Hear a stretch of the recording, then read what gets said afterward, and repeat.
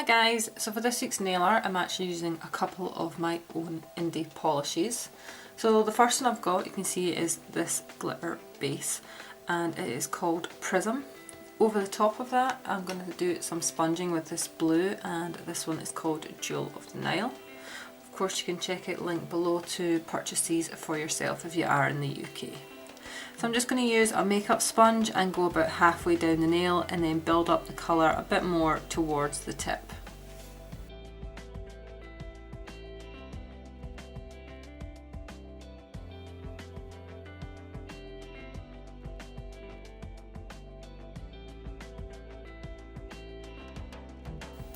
I'm just going to let that dry and then I'll probably do just one more layer across the tip. So for the finishing design we're going to use a black striper and a dotting tool with black polish. So as you can see, each nail's got the same rough pattern on it, but I've just put it in a different place on each nail.